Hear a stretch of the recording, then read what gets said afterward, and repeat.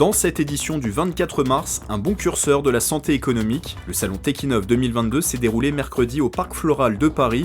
Une quinzaine d'entreprises de 50 ans en Yvelines étaient de la partie. Le rendez-vous de l'innovation a permis de confirmer la reprise en Île-de-France après des mois de crise due à la pandémie. Une session de recrutement originale, elle était au programme aujourd'hui à Montigny-le-Bretonneux. Candidats et recruteurs se sont retrouvés ce matin pour une séance de rugby en tout anonymat. L'après-midi s'est poursuivi avec des entretiens d'embauche, une journée organisée par Pôle emploi Île-de-France et la Ligue de rugby francilienne.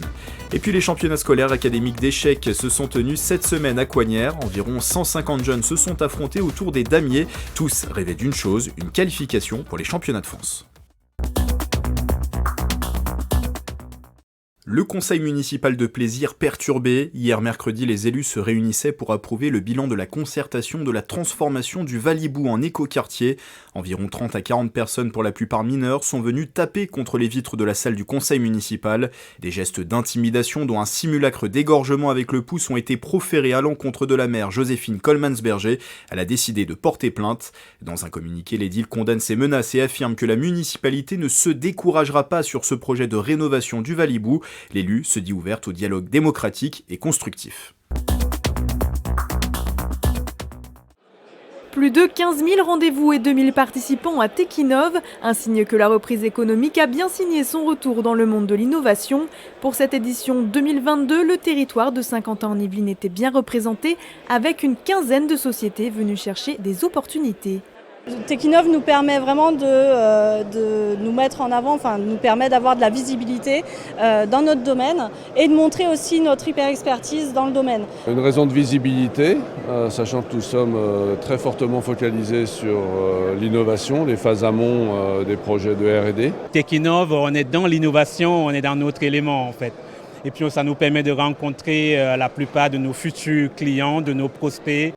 Organisée par la Chambre de commerce et d'industrie Paris-Île-de-France, Techinnov est une journée de business à travers des rendez-vous.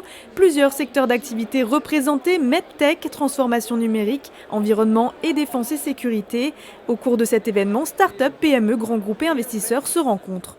Il n'y a rien de tel pour identifier des projets, définir de nouveaux projets entre une start-up innovante qui a sorti une brique et un donneur d'ordre qui va pouvoir lui confier des travaux et plus si affinité, si la preuve de concept fonctionne.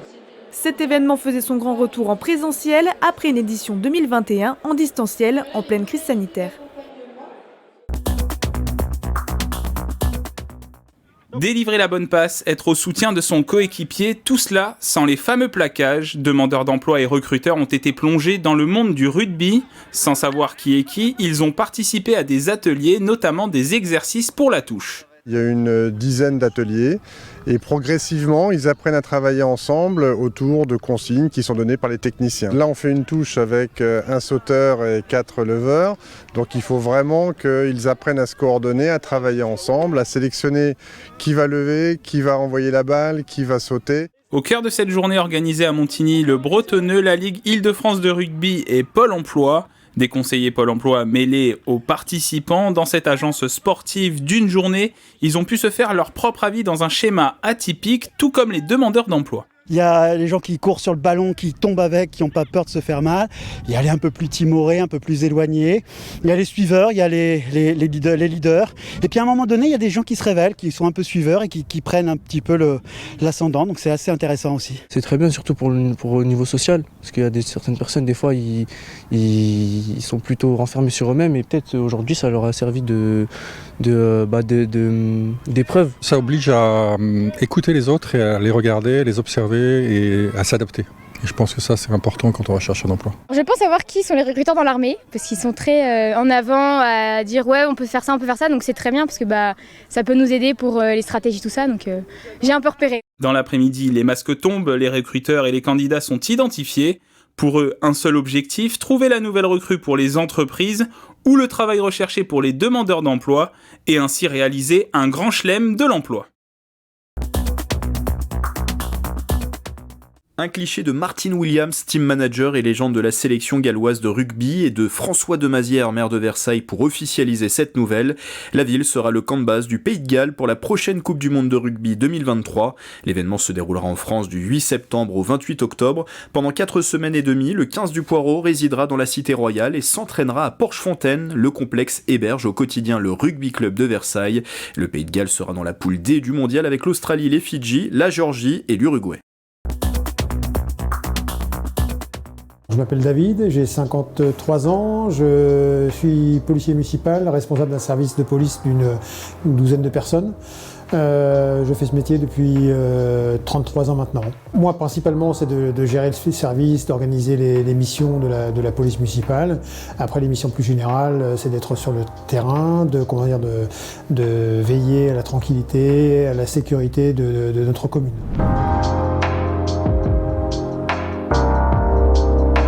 Des attentes, il y en a beaucoup, mais franchement, j'en attends pas beaucoup. J'en attends pas beaucoup parce que ça fait des années qu'on nous fait des promesses. Je parle pour mon cadre d'emploi, pour mon métier. Ça fait des années qu'on nous fait des promesses et du haut de mes 33 ans, j'ai jamais rien vu venir, à part des alourdissements de compétences. Les attentes, c'est une vraie prise en considération de la police municipale et qu'on soit pas. Des fois, on nous dit qu'on est la troisième force publique, mais dans les actes, malheureusement, on ressent un désintéressement. L'augmentation de nos prérogatives qui nous permet maintenant de faire beaucoup de choses, ça c'est clair, mais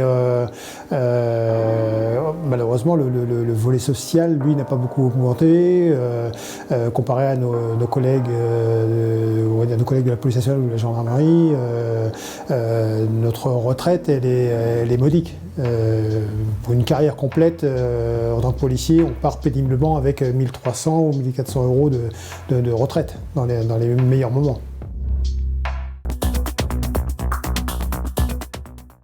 Ils ont tous avancé leur pion pour tenter de s'emparer du roi de leurs adversaires. Ce mercredi 24 mars, ces parties étaient organisées à Coignard à l'occasion des championnats scolaires académiques d'échecs. Dans la salle, une centaine de joueurs de 6 à 15 ans venus de toute l'académie de Versailles. On a une partie de joueurs de club, donc c'est des équipes de 8. Donc les premiers échiquiers sont souvent des joueurs expérimentés et les derniers échiquiers sont vraiment des enfants qui ont découvert les échecs sur le temps scolaire et qui découvrent la compétition. Parmi ces rois de la stratégie, des Yvelinois, des écoles de Coignères ou encore ce collège de Montfort-l'Amaury étaient qualifiés pour ce championnat. Ces joueurs fous de ce jeu depuis le plus jeune âge et très à cheval sur les règles ont leur technique pour devenir les futurs maîtres de cette discipline. Il faut beaucoup d'entraînement, il faut lire beaucoup de livres dessus et il faut surtout beaucoup d'entraînement, c'est ce qui est le plus important, et bien connaître les règles. Le but, c'est pas de devenir fort, c'est de s'amuser en jouant, et c'est comme ça justement qu'on devient fort, et en s'entraînant et en faisant des défaites, parce que c'est la voie pour gagner. Les vainqueurs des écoles se sont qualifiés pour la grande finale nationale programmée à Brissac dans l'Hérault. La compétition sera organisée en juin prochain, il reste donc un peu de temps pour réviser ses stratégies. Yo 5 by 9, thank you 73. Au bout des ondes, un radio-amateur américain. Communiquer avec le monde entier, c'est le terrain de jeu des adhérents du Radio Club de Montigny. Un jeu sérieux et très encadré, ils ont tous un indicatif. Un radio-amateur, c'est une personne qui a une attirance pour les communications par radio, et aussi pour les technologies, l'électronique, l'informatique, la mécanique, et qui souhaitent donc échanger par radio avec d'autres radio-amateurs proches ou plus loin. Lancé en 1974, le club s'adapte en fonction de l'évolution des technologies, mais aussi des compétences de chaque radio-amateur. Le Radio Club fait aussi de la formation auprès des futurs passionnés et organise des conférences. On a eu l'idée de faire une conférence sur une parabole qui est à la Cité des Sciences de la Villette, qui a été prise en charge par un groupe de radioamateurs il y a au moins une douzaine d'années. Et c'est une parabole gigantesque. Celle de la Villette fait 10 mètres de diamètre. Cette parabole a été restaurée et permet de faire de la radioastronomie, de l'écoute donc d'ondes qui viennent de l'espace. Les locaux Unimontin hébergent l'ADRASEC, des amateurs au service de la sécurité civile. La radio est un outil pour la sécurité en cas de crise et tout. Et nos radioamateurs, certains mettent à disposition leur matériel, leurs compétences, leur temps et leurs moyens pour apporter un soutien supplémentaire à la sécurité civile. Ils sont 70 adhérents à se réunir chaque semaine pour partager leur passion, utilisation des conditions climatiques, du Morse, du système Wi-Fi et même de la Lune. Les radioamateurs sont des touche-à-tout. Avant de refermer ce journal, attention si vous avez prévu d'emprunter les transports en commun demain vendredi. Un préavis de grève a été déposé par les principaux syndicats à la RATP pour défendre les conditions de travail dans le cadre de l'ouverture à la concurrence.